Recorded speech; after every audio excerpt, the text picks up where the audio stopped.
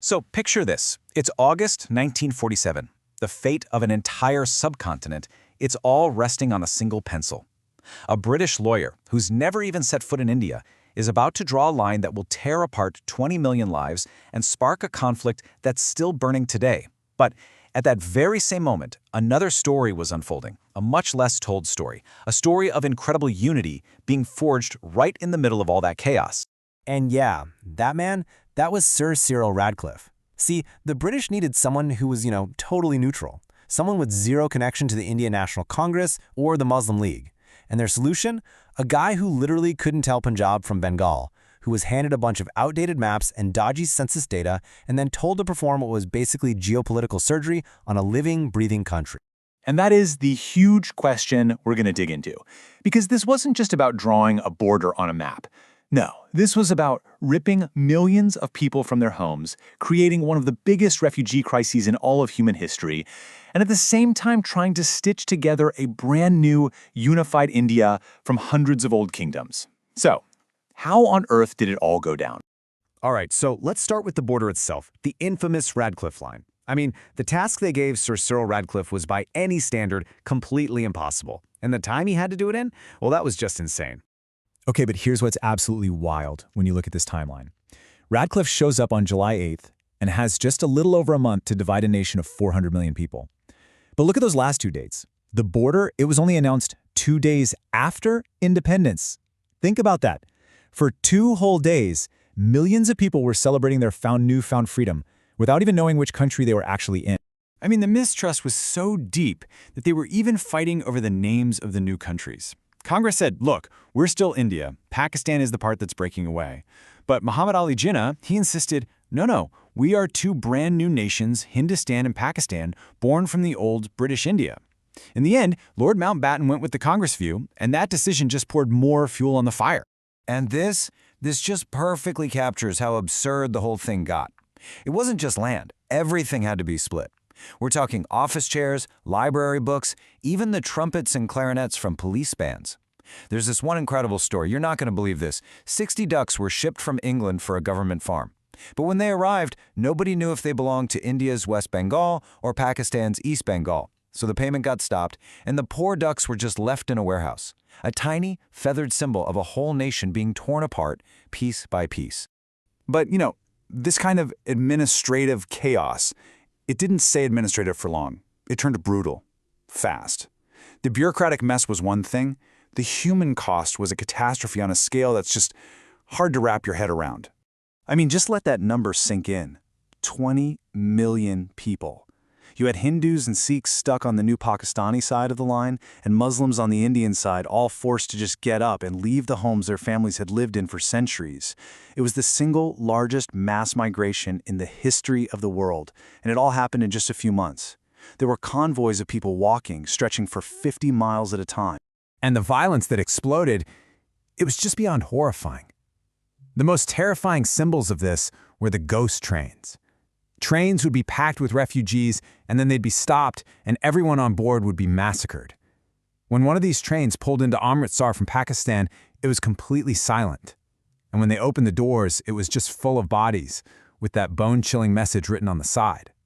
And it's so important to remember, this wasn't one-sided. This horror was happening in both directions. It's really hard to find any hope in all this darkness, right?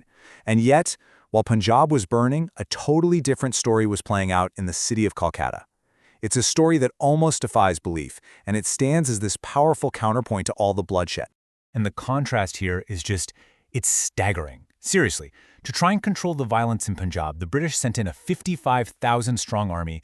It was a complete and utter failure. To control Calcutta, a city just waiting to explode, Lord Mountbatten sent in what he called his one-man boundary force, Mahatma Gandhi. And what happened next? Well, many people called it a miracle. So, after a peaceful Independence Day, violence suddenly erupted again in Calcutta. So what does Gandhi do? His response was as simple as it was absolute. He started a fast, to the death. He said he would not eat a single thing until the city came to its senses. The moral pressure was just immense. As he grew weaker and weaker, it was like the city's conscience finally woke up. Gang leaders, the very men who were leading the riots, came to his bedside, threw down their weapons, and literally begged him to live. In just 73 hours, peace returned to Calcutta. Now, while this absolute tragedy of partition was playing out, another equally massive challenge was going on right alongside it: the mission to stop India from shattering into 1,000 tiny pieces. So here's something you might not know. Under the British, almost half the subcontinent wasn't technically British India. It was this crazy patchwork of 565 princely states, each with its own king or prince. And when the British left, all these rulers were basically free agents. They could join India, join Pakistan, or just become their own independent countries. If that happened, the map of India would have looked like a block of Swiss cheese. A unified nation would have been impossible. This is where two absolute titans step onto the stage: India's new Home Minister, Sardar Patel, and his right-hand man, V.P. Menon. Lord Mountbatten, for his part, agreed to help them out, presenting the princes to Patel like a basket of apples. And Patel's response was classic: "Don't worry, I'll make sure these apples don't rot." He was going to build a new, united India. And their strategy? It was a total masterclass in diplomacy. Part carrot, part stick. They basically made the princes an offer they couldn't refuse. You can keep your fancy titles, your palaces, and you'll get a tax-free income from the government. All you have to do is sign over control of your defense, foreign policy, and communications to India. They used persuasion, they used pressure, and they used the ticking clock of independence to get almost every single ruler to sign on the dotted line. But of course, it was never going to be that easy, was it? A few really important states held out, and they became the flashpoints that would go on to define the entire region for decades. And the two trickiest states, well, they were like perfect, bizarro world reflections of each other. You had Junagadh, where a Muslim prince ruled over a mostly Hindu population, and he decided he wanted to join Pakistan. And then you had Kashmir, where a Hindu king ruled over a mostly Muslim population, and he was dreaming of being independent. Junagadh's story ended when the prince literally fled to Karachi with his favorite dogs, which let Indian troops move in and hold a vote. The people overwhelmingly chose India. Kashmir, though, Kashmir would become a war zone. So in October 1947, things in Kashmir come to a head. Pathan tribesmen, with backing from Pakistan, invade. As they're racing towards the capital, Srinagar, the Maharaja Hari Singh makes a desperate call to India for help. India says yes, but on one condition: you have to sign the papers and join India. He does. But here's the crazy part. The only reason Indian troops made it in time is because the invaders made a massive, fatal mistake. They stopped to loot and pillage the town of Baramulla, just 30 miles from the airport. That delay gave India just enough of a window to fly in its soldiers, secure the capital, and completely change the course of history. So the war that breaks out eventually leads to a ceasefire brokered by the UN on January 1st, 1949. And the line where the two armies stopped fighting, well, that became the ceasefire line, which we now know as the line of control. It basically froze the conflict right where it was, leaving Kashmir divided and creating this source of constant tension between India and Pakistan ever since. So, when you take a step back and look at 1947, what you see are these two huge stories happening at the exact same time. One is a story of utter, catastrophic division, and the other is a story of incredible, almost impossible consolidation. And this right here is really the heart of it all. The drawing of that line on a map was a tragedy on a historic scale. It caused so much pain and suffering.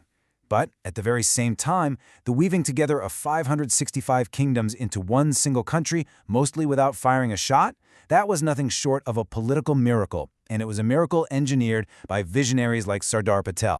And that really leaves us with one last huge question to think about. We all remember the tragedy of the partition line, but maybe the even bigger story is the miracle of the map that was actually created. Just try to imagine an India today that was dotted with hundreds of tiny independent countries, each with its own army, its own money, its own politics.